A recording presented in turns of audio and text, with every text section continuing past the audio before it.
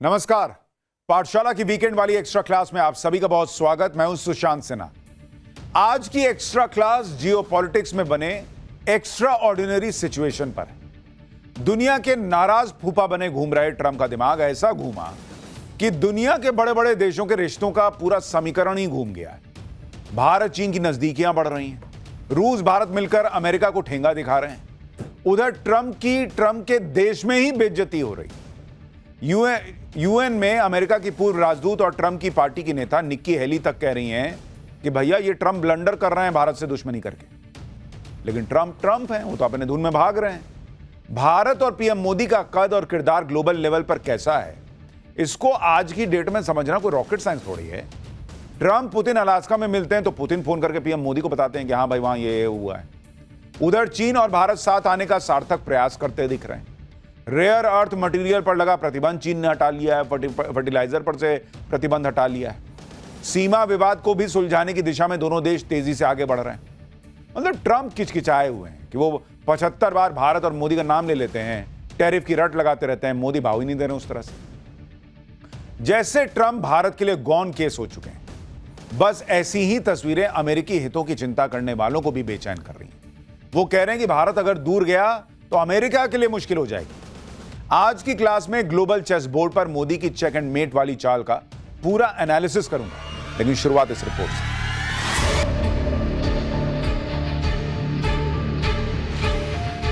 उम्रे दराज मांग के लाए थे 4 दिन, 2 आरजू में कट गए, 2 इंतजार में।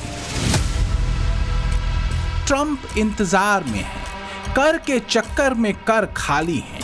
कर यानी टैक्स और दूसरा कर यानी हार। टैरिफ वाले पैतरे में सब एक एक कर फंसे, लेकिन भारत ने अपने स्वाभिमान से समझौता नहीं किया और ट्रंप की टैरिफ वाली नाइंसाफी के आगे झुकने से मना कर दिया।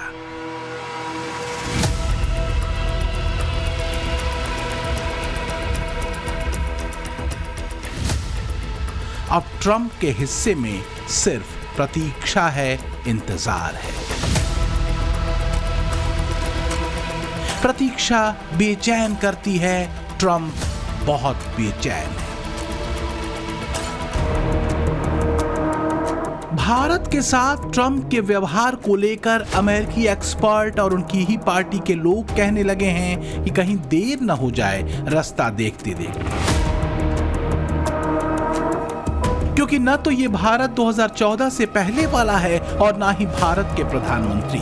अमेरिका की कमान का हिस्सा रहे लोग ट्रंप को ऐतिहासिक गलती करने वाला बता रहे हैं। वो पीएम मोदी से कह रहे हैं कि फिलहाल तो उन्हें सही वक्त का इंतजार करना चाहिए। पोटस यानी प्रेसिडेंट ऑफ यूनाइटेड स्टेट्स की छवि इतनी लाचार, इतनी अविश्वसनीय और इतनी कौतुक भरी कभी नहीं थी जितनी ट्रंप के दौर में हो चुकी है।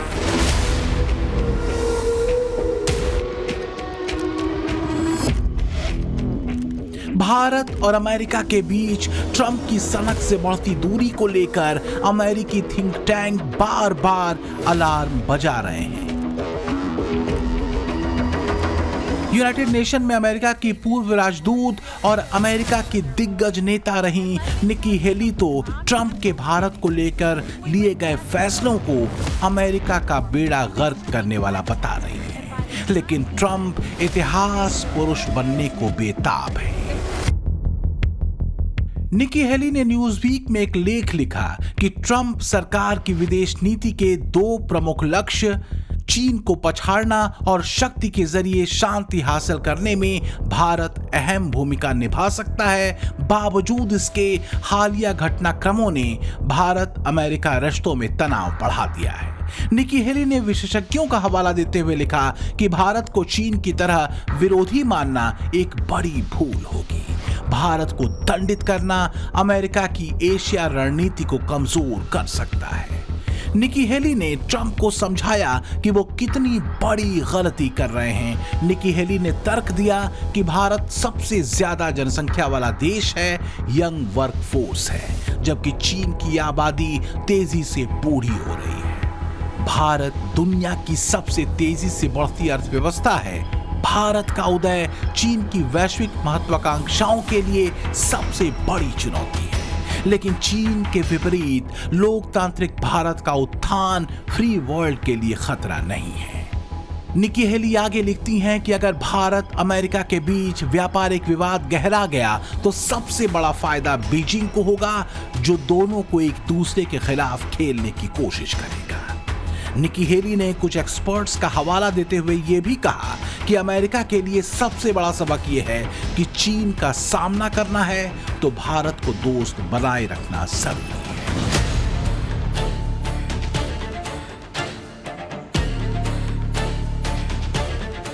लेकिन ऐसा लगता है कि ट्रंप ने आंखों पर नोबल पट्टी और कानों में नोबल तेल डाल रखा है। अलास्का में रूसी राष्ट्रपति पुतिन से मुलाकात और फिर ज़ेलेंस्की और यूरोपीय देशों के राष्ट्राध्यक्षों से मुलाकात कर ट्रंप ये मान चुके हैं कि उनका नोबेल वाला सिलेबस अब पूरा होने को है। वो फिलहाल रूस यूक्रेन जंग को खत्म कराकर शांति के मसीहा कहे जाने के ऑब्सेशन में अटके हैं। ट्रंप पर कम होते भरोसे और भारत के सख्त होने की कई वजहें हैं, लेकिन अगर देखें तो मुख्य रूप से ट्रंप नीति की 4 बड़ी वजहें हैं जिनको लेकर पीएम मोदी सख्त हुए हैं। इनमें भारत पर 50% टैरिफ तो है ही, इसके साथ ही टैरिफ पर भेदभाव वाली नीति भी एक बड़ी वजह है। ट्रंप की पाकिस्तान से नजदीकी ने भी भारत अमेरिका संबंधों को कमजोर किया है और भारत को अपनी विदेश नीति में दखल भी नामंजूर है। We are not the biggest purchasers of Russian oil, that is China. We are not the biggest purchasers of Russian LNG. I'm not sure, but I think that is the European Union. We are not the country which has the biggest trade surge with Russia after 2022. I think there are some countries to the south. We are a country where actually the Americans said for the last few years that we should do everything to stabilize the world energy markets, including buying oil from Russia. Incidentally, we also buy oil from America, and that amount has been increasing. Trump की दिक्कत यह है कि वो तेल नहीं, तेल से ज्यादा तेल की धार देख रहे हैं। तेल की वो धार जो रूस से भारत की तरफ है, लेकिन जो सच भारत कहता है उस पर वो आंखें बंद कर लेते हैं। ट्रंप को लगता है कि मोदी को अपने शर्तों पर झुकाया जा सकता है। ट्रंप को लगता है कि उनकी दादागिरी के आगे जैसे बाकी देश झुकते हैं, भारत भी झुक जाएगा। लेकिन यही वो भूल कर बैठते हैं। मुश्किल और टफ समय में भारत और पीएम मोदी सबसे ज्यादा मजबूत होकर उभरे हैं। इसको समझने के लिए हमें इतिहास के ज्यादा पन्ने पलटने की जरूरत नहीं। दुनिया देख चुकी है कि पीएम मोदी विपरीत परिस्थितियों में जो एक्शन लेते हैं वो एक कामयाब मिसाल बन जाती है। और ये बात कोई हवाई नहीं है। बीते 10 सालों में भारत की आर्थिक विकास दर जहां औसतन 6 से 7% की रही, वहीं अमेरिका का अगर ट्रैक रिकॉर्ड देखिएगा इस 10 साल में तो 2 से 3% का रहा है। इतना ही नहीं, कोविड काल में पीएम मोदी ने दुनिया को दिखाया कि भारत सिर्फ अपनी ही नहीं पूरे विश्व की चिंता करता है। भीषण महामारी के दौर में वैक्सीन मैत्री वाला सूत्र पीएम मोदी का मानवीय सूत्र था, जो उनके वन अर्थ वन फैमिली वाले मंत्र को सिद्ध करता था। यही वजह है कि आज जब ट्रंप ने दोस्ती के नाम पर टैरिफ वाली ब्लैकमेलिंग शुरू की तो कई देशों ने इसे गलत बताया। एक्सपर्ट तो यहां तक कह रहे हैं भाई कि ट्रंप ये नहीं समझ पा रहे कि मोदी के नए भारत का साथ जिस भी देश को मिला है उसको फायदा ही हुआ है। जैसे ब्रिटेन को समझ में आ रहा है, जुलाई में ही भारत के साथ उसने अब तक की सबसे बड़ी ट्रेड डील करके इस बात पर मुहर भी लगा दी कि एक्सपर्ट सही कह रहे हैं।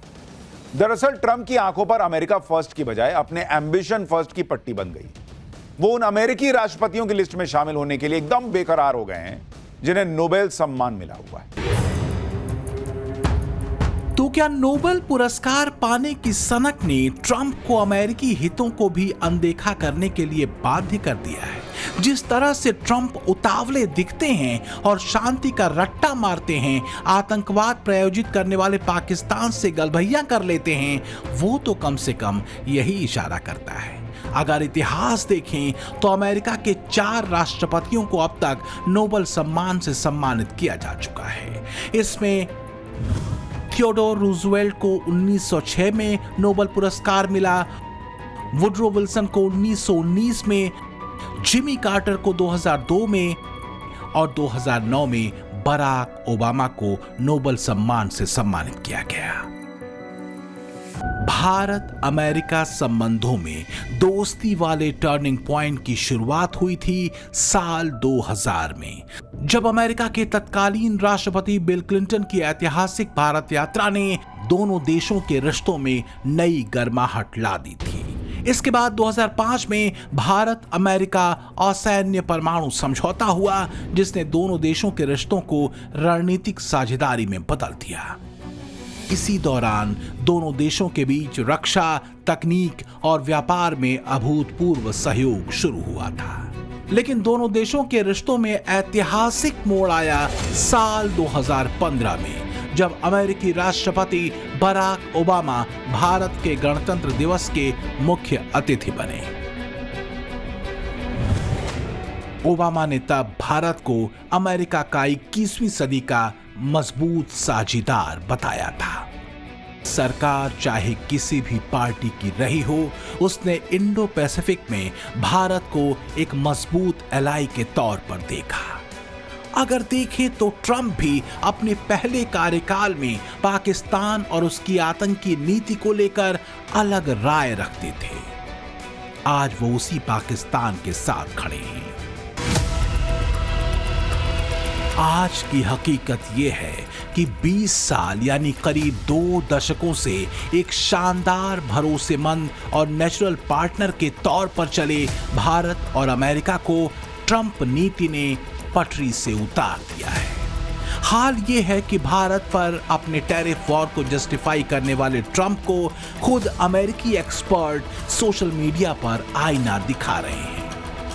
अमेरिकियों की ऐसी दलीलों के बावजूद ट्रंप अलग ही लेवल पर है, लेकिन ट्रंप गलत फहमी में है, क्योंकि उनके सामने जो देश खड़ा है और जो किरदार खड़ा है, उसे मुश्किल दौर से निकलना और आगे बढ़ना आता है।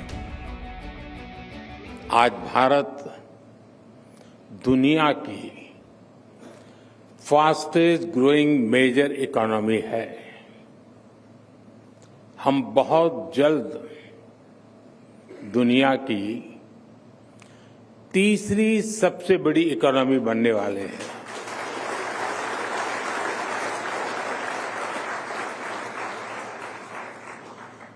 एक्सपर्ट कह रहे हैं कि दुनिया की ग्रोथ में भारत का कंट्रीब्यूशन बहुत जल्द करीब 20% होने जा रहा है। ट्रंप की नीति भले ही गहरे कंफ्यूजन वाली हो, लेकिन मोदी का विजन स्पष्ट है। रक्षा और राष्ट्र की संपन्नता मोदी की प्रायोरिटी लिस्ट में सबसे टॉप पर है। मोदी पर प्रेशर टैक्टिक्स नहीं चलती बॉस। राष्ट्र हित में मोदी नए रास्ते तलाशते हैं और आगे बढ़ जाते हैं। चीन के साथ भी एक रास्ता खुला है, और यह रास्ता कितना लंबा है, कितना भरोसेमंद है, बात इसकी नहीं है सिर्फ, बल्कि बात उस सकारात्मक सोच और संकेत की है जो पीएम मोदी दे रहे हैं। भारत अपने तय लक्ष्यों को हासिल करने के लिए किसी का पिछलग्गू नहीं बन सकता। 2014 के पहले और अब के भारत में यही बड़ा अंतर है। 2014 में पीएम मोदी ने जब देश की सत्ता संभाली, तब उन्होंने एक मौका चीन को तब भी दिया था, और अमेरिका से भारत के संबंधों को भी परस्पर सहयोग और भरोसे की दिशा दी। मोदी नए विकल्प खोजने और खोलने में यकीन करते हैं। यही सकारात्मक पक्ष है। नए संबंधों के लिए वो पुराने संबंधों को कमजोर नहीं पड़ने देते। रूस के साथ संबंधों की कीमत भारत ने ट्रंप के टैरिफ वॉर को झेलकर चुकाई, लेकिन मोदी झुके नहीं। दुनिया ये देख रही है, और सच ये है कि मोदी का यही रुख उन पर दुनिया के भरोसे को कई गुना बढ़ा देता है। यही वजह है कि ट्रंप के टैरिफ वॉर पर अब अमेरिकी एक्सपर्ट ट्रंप को ही कोस रहे हैं। ट्रंप से मुलाकात के दौरान यूक्रेनी प्रेसिडेंट जेलेंस्की ने ट्रंप को थैंक्स कहने की झड़ी लगा दी। आत्मश्लाघा के अतिरिक्त शिकार ट्रंप के अहंकार के लिए ऐसी खुशामद ऑक्सीजन की तरह है। पाकिस्तानी जनरल मुनीर भी जब ट्रंप से मिलने अमेरिका पहुंचा था तो उसने ट्रंप की नोबल वाली नस दबाकर घुट्टी पिलाई। कुछ अमेरिकी एक्सपर्ट मजाक में कहते हैं कि ट्रंप अब नोबल वाली घुट्टी के आदी हो चुके हैं। रही बात मोदी की, तो बीते 10 वर्षों में उन्होंने दोस्त बनाए हैं। उन्हें एक दो दोस्तों के धोखे से बहुत ज्यादा फर्क पड़ने वाला नहीं। ये ट्रंप की फितरत, वरना हमने तो दोस्ती निभाई। मोदी के भारत के लिए अवसरों की कमी नहीं, लेकिन चिंता तो ट्रंप की बढ़ने वाली है। ट्रंप टैरिफ ने एक बड़े वैश्विक संगठन ब्रिक्स को एकजुट कर दिया है।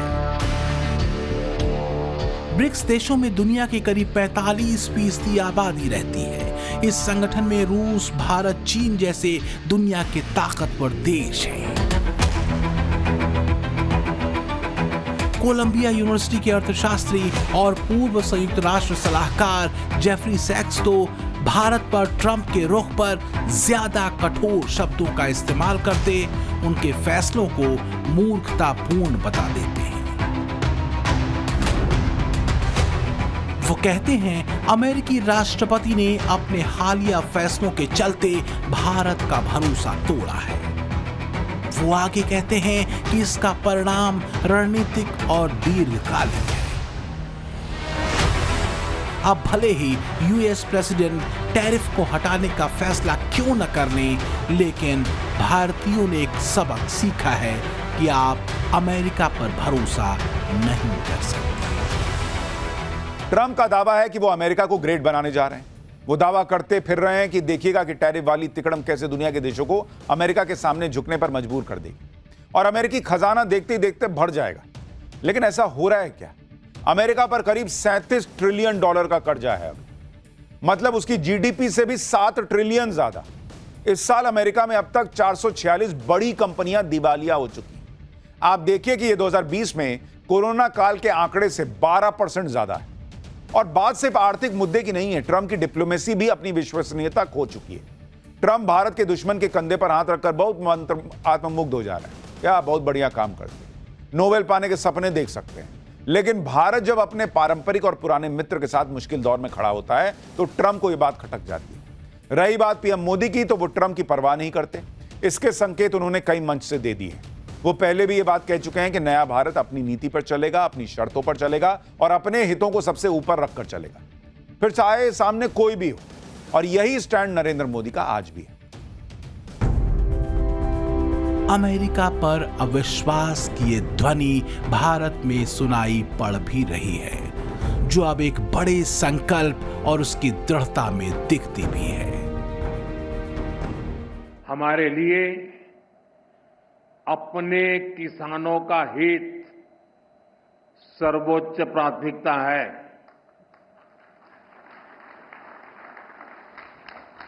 भारत अपने किसानों के, पशुपालकों के और मछुआरे भाई बहनों के हितों के साथ कभी भी समझौता नहीं करेगा।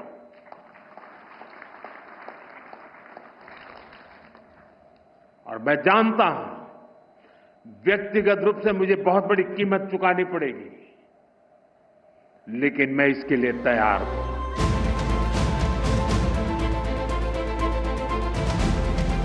भारत अपनी ऊर्जा नीति में बदलाव करने को तैयार नहीं। भारत रूस भारत की मित्रता और परस्पर सहयोग को किसी दूसरे देश को डिक्टेट करने नहीं देगा, यह भी तय हो चुका है। हालांकि बातचीत की गुंजाइश भारत ने छोड़ी नहीं है। मीडिया रिपोर्ट्स के मुताबिक भारत ने राष्ट्रपति डोनाल्ड ट्रंप प्रशासन से बेहतर संवाद स्थापित करने के लिए वॉशिंगटन डीसी में नई lobbying firm mercury public affairs को हायर किया है। फर्म को फेडरल गवर्नमेंट रिलेशंस और रणनीतिक सेवाएं देने का जिम्मा सौंपा गया है। Well, I see the road ahead as, we are two big countries. We need to have conversations. We are, as I said, the lines are not cut. People are talking to each other. परस्पर संवाद पर मोदी का focus रहा है। Global शांति के लिए भी PM Modi संवाद को ही बेहतर रास्ता मानते रहे हैं। यही वजह है कि अलास्का में पुतिन की ट्रंप से मुलाकात के बाद जब प्रेसिडेंट पुतिन ने पीएम मोदी को फोन कर इस बैठक के बारे में जानकारी दी तो उन्होंने संवाद को शांति की दिशा में एक सकारात्मक कदम बताया था। मोदी का सूत्र एक है कि वो रास्ते बंद नहीं करते, वो नए रास्ते खोलते हैं। ट्रंप टैरिफ के माहौल से चिढ़े अमेरिका और अमेरिकियों की चिंता एक भरोसेमंद दोस्त के नए रास्ते पर दूर निकल जाने को लेकर है। Bureau report, times now, Navbharat. PM Modi का सबसे बड़ा प्लस पॉइंट है उनका विजन। दुनिया के कई देशों के राष्ट्राध्यक्ष मोदी को द बॉस तक कह चुके हैं। उन्होंने देखा है कि बीते 11 सालों में प्रधानमंत्री नरेंद्र मोदी की लीडरशिप और उनके विजन ने भारत को कहां से कहां पहुंचाया। कोई भी आप सेक्टर देख लीजिए, सैन्य देख लीजिए, इकोनॉमी, टेक्नोलॉजी, स्पेस, हर क्षेत्र को लेकर मोदी का विजन भारत को सर्वश्रेष्ठ बनाने का विजन रहा। पिछले दिनों अंतरिक्ष यात्री शुभांशु शुक्ला अपना मिशन पूरा करके जब भारत वापस आए तो पीएम मोदी उनसे भी मिले। पीएम मोदी ने स्पेस मिशन गगनयान को लेकर शुभांशु से बातचीत की। अंतरिक्ष रिसर्च को लेकर पीएम मोदी ने कुछ बड़े ऐतिहासिक लक्ष्य रखे और आने वाले कुछ सालों में आत्मनिर्भर भारत और इसकी स्पेस एजेंसी इसरो अपनी स्पेस क्षमताओं से दुनिया को चौंकाने वाले। अब उसमें क्या खास होने वाला है वो आपको दिखाता हूं।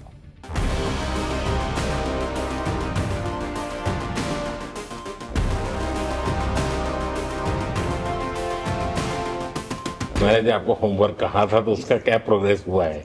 बहुत अच्छा प्रोग्रेस हुआ है सर। विजन आपने जो अभी दिया है हमें, ये गगनयान का और बैस का और फिर मून लैंडिंग का, सर बहुत बड़ा ड्रीम है सर। हम अगर आत्मनिर्भर बन के करेंगे तो अच्छा करेंगे। संकल्प जब शुभ हो, प्रण के अंश शुभ हो तो यही शुभता कार्य की सफलता को तय कर देती है। अंतरिक्ष में भारत के तिरंगे का मान बढ़ाकर जब भारतीय अंतरिक्ष यात्री शुभांशु शुक्ला स्वदेश लौटे तो देश के अंतरिक्ष अनुसंधान को लेकर एक और नया अध्याय खुला। शुभांशु की सफलता कोई छोटी सफलता नहीं है। करीब 41 साल बाद किसी हिंदुस्तानी ने तिरंगा बाजू पर बांधे हुए अंतरिक्ष में कदम रखा है।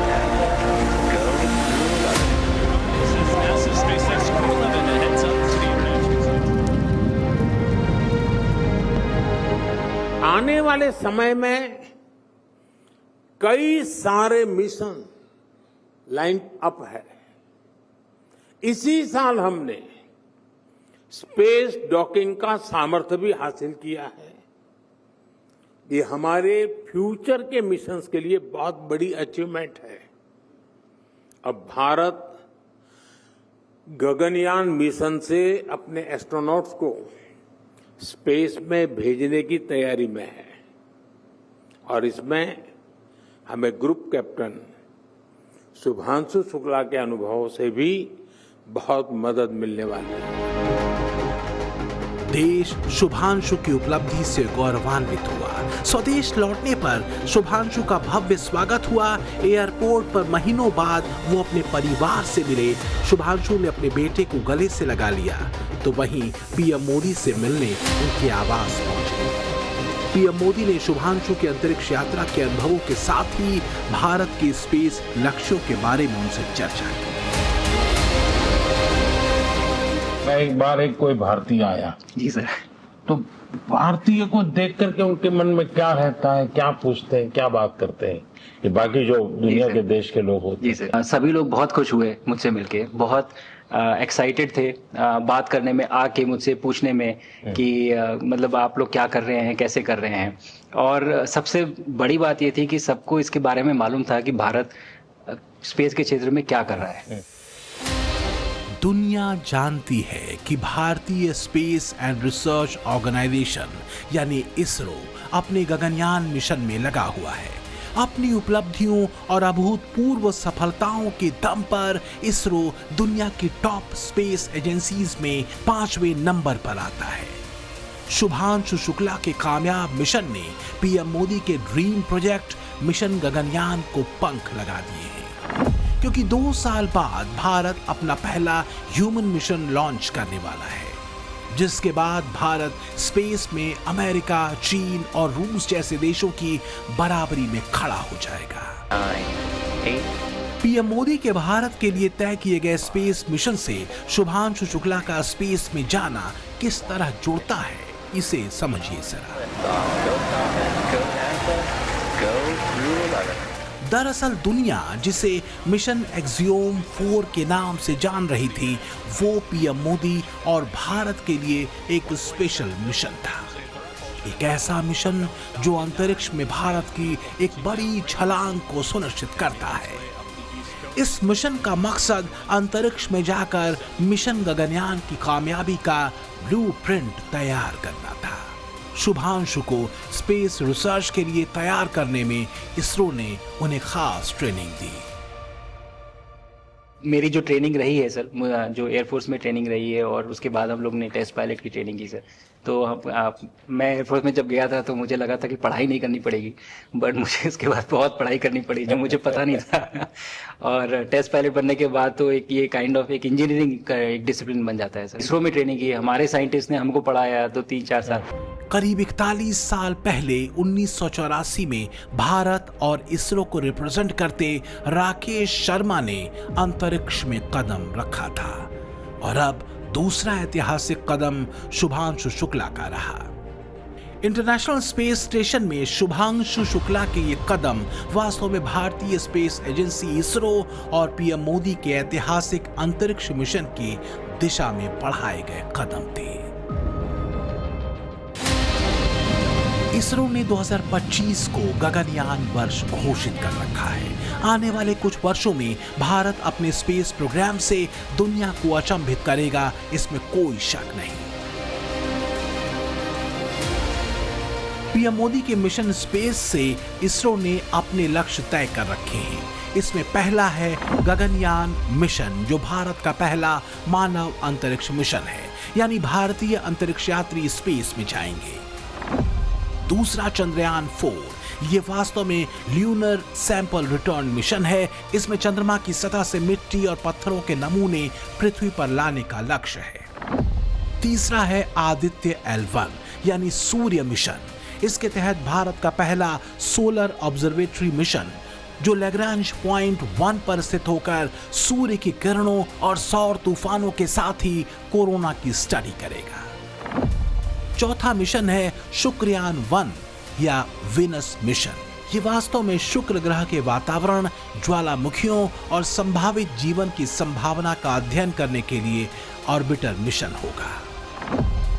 और पांचवा सबसे बड़ा मिशन है स्पेस में भारतीय अंतरिक्ष स्टेशन की स्थापना। एक ऐसा स्पेस स्टेशन जो लेड बाय भारत, बट बाकी लोग आके उसका हिस्सा बने। मैंने सुनी सर आपने जो आत्मनिर्भरता इन स्पेस मैन्युफैक्चरिंग वाली आपने बात की थी सर, तो ये सारी चीजें एक ही तरह से जुड़ी हुई है। जो विजन आपने जो अभी दिया है हमें, ये गगनयान का और बैस का और फिर मून लैंडिंग का सर, बहुत बड़ा ड्रीम है सर। हम अगर आत्मनिर्भर बन के करेंगे तो अच्छा करेंगे। बिल्कुल सर। यानी स्पेस रिसर्च में पीएम मोदी की योजना पूरी तरह से सेल्फ डिपेंडेंट यानी आत्मनिर्भर रहने की है। 2023 में चंद्रयान 3 मिशन की सफलता ने दुनिया को भारत और इसरो की शानदार क्षमताओं के बारे में बता दिया है। चंद्रमा के दक्षिणी ध्रुव पर सॉफ्ट लैंडिंग करने वाला भारत दुनिया का इकलौता देश है। जाहिर है स्पेस के क्षेत्र में आत्मनिर्भर भारत की उड़ान दुनिया को अचंभित कर रही है। हम स्पेस में भी अपने दम पर आत्मनिर्भर भारत गगनयान की तैयारी कर रहे हैं। हम अपने बलबूते पर हमारा अपना स्टेशन बनाने की दिशा में हम काम कर रहे हैं। और पिछले दिनों स्पेस में जो रिफॉर्म किए गए, मुझे बहुत गर्व होगा। 2035 में इसरो की योजना अंतरिक्ष में अपना स्पेस स्टेशन स्थापित करने की है। अंतरिक्ष में भारतीय स्पेस स्टेशन की स्थापना के साथ ही भारत अंतरिक्ष में स्थायी उपस्थिति वाले देशों की लिस्ट में शुमार हो जाएगा। हालांकि उससे पहले गगनयान का पहला मिशन इसी साल दिसंबर में लॉन्च होना है। भारतीय अंतरिक्ष अनुसंधान संगठन के सूत्रों के मुताबिक इसरो दिसंबर में पहले मानव रहित मिशन का प्रक्षेपण करेगा। इस मिशन में व्योममित्रा रोबोट 3 दिन तक लो अर्थ ऑर्बिट में घूमेगा। ये मिशन भारतीय अंतरिक्ष यात्रियों को अंतरिक्ष में भेजने की तैयारी को परखेगा। ज्यादा तो कई लोग थे जो गगनयान के बारे में इतना एक्साइटेड थे, जो आके मुझसे पूछ रहे थे कि आपका मिशन कब जा रहा है। एंड मेरे ही क्रूमेट जो मेरे साथ थे मुझसे साइन करवा के लिख के लेके गए हैं कि जब भी आपका गगनयान जाएगा आप हमें इनवाइट करेंगे और लॉन्च के लिए, और उसके बाद जल्दी से जल्दी हमें आपके व्हीकल में बैठ के जाना है। इसरो इस समय एक ऐसा अत्याधुनिक रॉकेट तैयार कर रहा है जिसकी ऊंचाई 40 मंजिला इमारत जितनी होगी। यह रॉकेट 75,000 किलोग्राम पेलोड को लो अर्थ ऑर्बिट में स्थापित करने की क्षमता रखेगा। इसरो चीफ वी नारायणन के मुताबिक फिलहाल भारत के 55 उपग्रह अंतरिक्ष में सक्रिय हैं और आने वाले 3 से 4 वर्षों में इनकी संख्या 3 गुना बढ़ जाएगी। शुभांशु शुक्ला ने अंतरिक्ष में नए भारत के नए अध्याय की प्रस्तावना लिखी है। अब प्रतीक्षा इसरो के शानदार काम के सिद्ध होने की है। कैप्टन शुभांशु से हुई चर्चा में मैंने नए भारत के युवा के असीम हौसले और अनंत सपनों को देखा है। इन सपनों को आगे बढ़ाने के लिए हम भारत का एस्ट्रोनॉट पूल भी तैयार करने जा रहे हैं। मैं आज स्पेस डे पर अपने युवा साथियों को भारत के सपनों को उड़ान देने के लिए इस एस्ट्रोनॉट पूल से जुड़ने के लिए आमंत्रित करता हूं। उधर प्रतीक्षा लखनऊ में भी हो रही है। लखनऊ के इस लाल के स्वागत की जिसकी तैयारियां चल रही हैं। इस सड़क और पार्क का नामकरण शुभांशु शुक्ला के नाम पर ही होना है। अंतरिक्ष यात्रा तय करके भारत लौटे एस्ट्रोनॉट शुभांशु शुक्ला अब जल्द ही लखनऊ आने वाले हैं। सोमवार उनकी लखनऊ वापसी होगी और उनके लखनऊ आने से पहले उनके घर के बाहर सौंदर्यीकरण का काम चल रहा है। ये शुभांशु शुक्ला का घर है।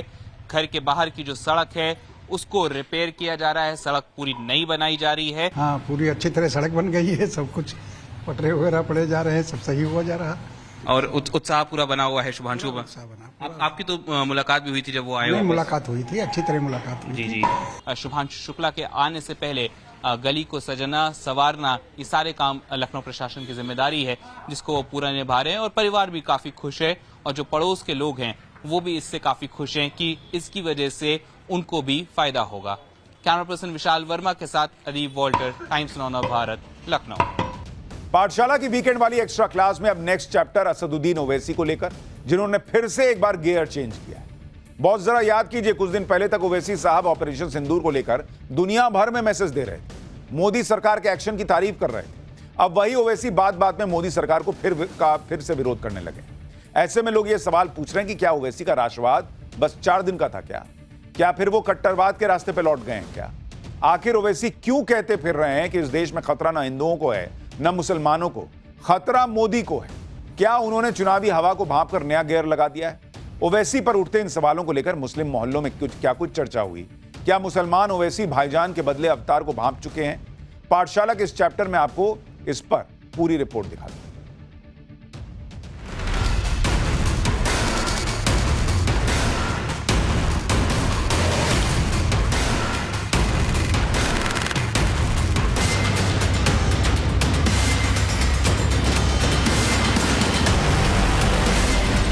के बाद भय वाली सियासत एक बार फिर लौट आई है।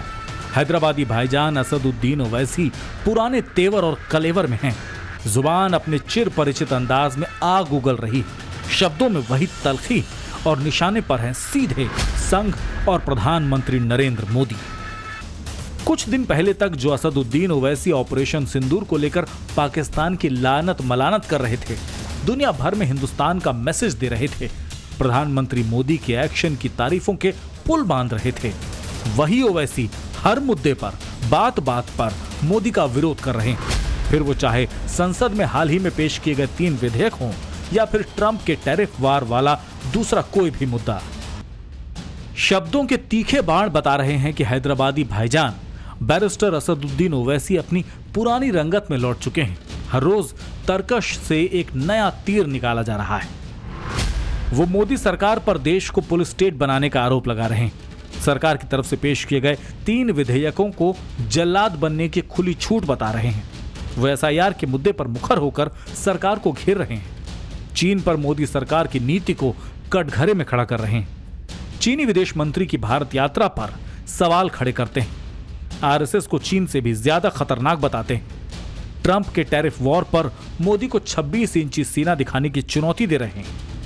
यहां तक कि बांग्लादेश की पूर्व प्रधानमंत्री शेख हसीना को वापस न भेजने पर भी सवाल उठा रहे हैं।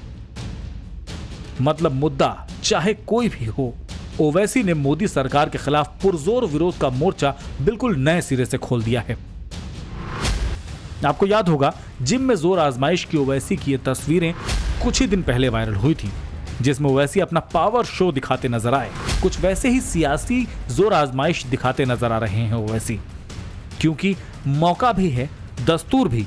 बिहार का चुनाव सामने खड़ा है और बिहार की सियासी पिच बैरिस्टर ओवैसी की पुरानी प्रयोगशाला रही है। ऐसे में ओवैसी के बदले अवतार को लेकर सवाल यही पूछा जा रहा है, क्या हैदराबादी भाईजान का राष्ट्रवादी रिचार्ज सिर्फ 4 दिनों का ही था? क्या उन्होंने चुनावी हवा को भांप कर गियर एक बार फिर शिफ्ट कर दिया है? क्योंकि ओवैसी की हालिया आई तकरीरें और उसमें प्रधानमंत्री मोदी और उनके हर फैसले पर किए जा रहे वार इसका इशारा साफ साफ कर रहे हैं। सुना आपने, वो ओवैसी जिनकी जुबान पर कुछ दिन पहले तक राष्ट्रवाद का नाम था, अब मुसलमान मुसलमान है। लेकिन सवाल यह भी है कि चुनावी सीजन में क्या मुसलमान हैदराबादी भाईजान ओवैसी के इस बदले तेवर को भांप चुके हैं? ओवैसी पर मुस्लिम मोहल्लों में क्या चर्चाएं हो रही हैं? टाइम्स नाउ भारत पर हम आपको इसकी डिटेल्ड रिपोर्ट देंगे। लेकिन पहले बात ओवैसी के उस ताजा बयान की जिसमें उन्होंने न सिर्फ संघ प्रमुख मोहन भागवत बल्कि प्रधानमंत्री नरेंद्र मोदी पर भी डायरेक्ट अटैक किया। ओवैसी ने कहा कि भारत में ना हिंदू खतरे में है ना मुसलमान, अगर कोई खतरे में है तो वो पीएम नरेंद्र मोदी। तेलंगाना के निजामाबाद में एक सभा को संबोधित करते हुए ओवैसी के निशाने पर पीएम मोदी के साथ साथ मोहन भागवत भी रहे। ओवैसी ने यहां जुबानी हमला बोलते हुए कहा कि पीएम मोदी और मोहन भागवत भारत में हिंदू, मुसलमान, सिख और दलित सभी समुदायों के लिए खतरा पैदा कर रहे हैं। हाल ही में पीएम मोदी ने झारखंड में डेमोग्राफी चेंज होने पर एक बयान दिया, जिसका जवाब ओवैसी ने कुछ इस अंदाज में दिया। हालांकि इससे पहले असदुद्दीन ओवैसी कहते आए थे कि देश का मुसलमान खतरे में, मगर अब वो कह रहे हैं कि देश में अगर किसी को खतरा है तो वो पीएम मोदी को है। साथ ही अगर देश को किसी से खतरा है तो उसके पीछे भी प्रधानमंत्री मोदी ही हैं। लेकिन हैदराबादी भाईजान असदुद्दीन ओवैसी की राय से कितना इत्तेफाक रखते हैं उत्तर प्रदेश की राजधानी लखनऊ और अलीगढ़ के मुसलमान? आगे बढ़ने से पहले ये भी सुन लीजिए। जबरदस्ती का बयानबाजी है कि मुसलमान खतरे में है, हिंदू खतरे में है। ना हिंदू खतरे में, ना मुसलमान खतरे में और ना ही मोदी जी से खतरे में है।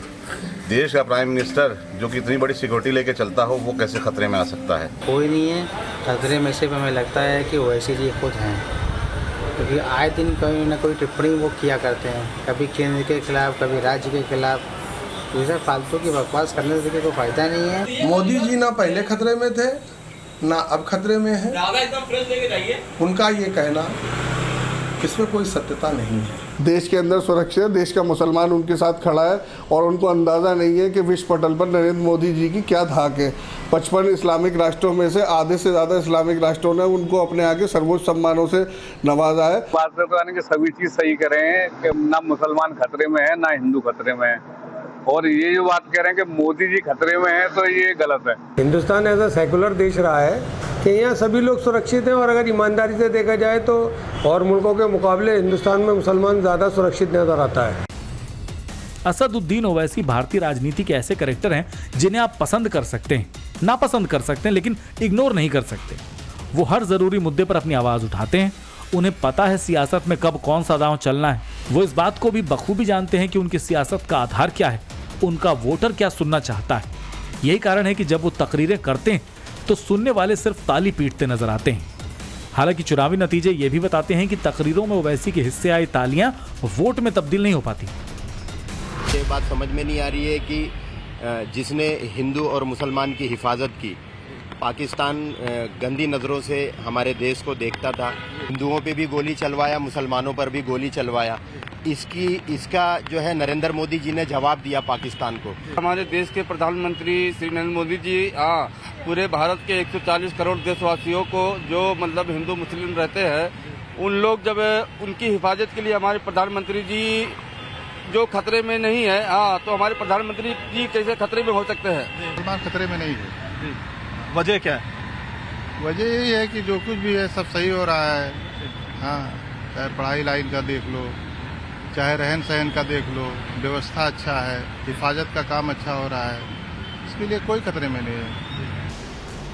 जब पहलगाम पर हमला हुआ तो उसके बाद ओवैसी ने एक नए तरह की राजनीति पेश की, जिससे वो मुसलमानों के साथ साथ न्यूट्रल वोटरों की भी पसंद बन गए। ऑपरेशन सिंदूर पर उनके स्टैंड और भारतीय डेलीगेशन का हिस्सा बनने के बाद राइट विंग ने भी उनकी खूब तारीफ की। ओवैसी ने अपने विरोधियों को भी अपना फैन बना लिया। लेकिन अब एक बार फिर ओवैसी अपनी पुरानी लय में नजर आ रहे हैं। बिहार के चुनावी बयार में अपना वोट बैंक जुटाने और बढ़ाने के लिए भड़काऊ तकरीरों का वही पुराना तड़का लगा रहे हैं।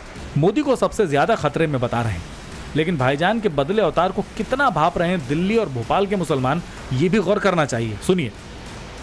ये सब उनकी राजनीति है, अपनी राजनीति को चमकाने के लिए हर नेता का काम है विपक्ष के लिए या पक्ष के लिए उल्टा सीधा बयानबाजी करना है। प्रधानमंत्री तो खतरे में है और ना खतरे में मुसलमान देश का। अपना भाईचारे से सब रह रहे हैं और हमें इतना टाइम हो गया यहाँ, हिंदुओं के बीच में हमारी दुकान है, बढ़िया रह रहे हैं, कोई दिक्कत नहीं। खतरे में तो भाई इनकी राजनीतिक बात है, तो राजनीतिक बातों से अपना पता नहीं क्या किसको दोष लगाएं क्या ना लगाएं, ये तो आप आपस में करते रहेंगे। देखो ऐसा है, अपना मानना तो है, ना तो हिंदू खतरे में है ना मुसलमान। ये तो रहा सवाल ये है कि ओवैसी साहब का कहना है कि नरेंद्र मोदी खतरे में, इनके राजनीतिक व्यक्तिगत विचार है। नरेंद्र मोदी खतरे के अंदर है, बिल्कुल ऐसी कोई विचारधारा किसी भी व्यक्ति में नहीं है, ना हिंदू में है ना मुसलमान में, किसी भी व्यक्ति में ऐसी कोई विचारधारा नहीं है कि कोई देश में खतरे में है। कोई अपने आप को देश में खतरे में नहीं मानता है। ना हिंदू खतरे में है ना मुस्लिम खतरे में है। हम तो यहाँ सब सही साथ रह रहे हैं, सब एकजुटता से रहते हैं। और जावरा की तो एक मिसाल है कि यहाँ पर हिंदू मुस्लिम भाईचारा रहा है हमेशा से।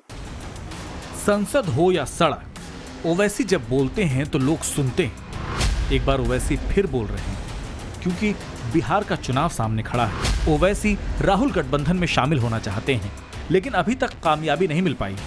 दूसरी तरफ राहुल गांधी और तेजस्वी यादव एसआईआर के मुद्दे को लेकर शहर शहर कदमताल कर रहे हैं, मुस्लिम वोटर्स पर डोरे भी डाल रहे हैं।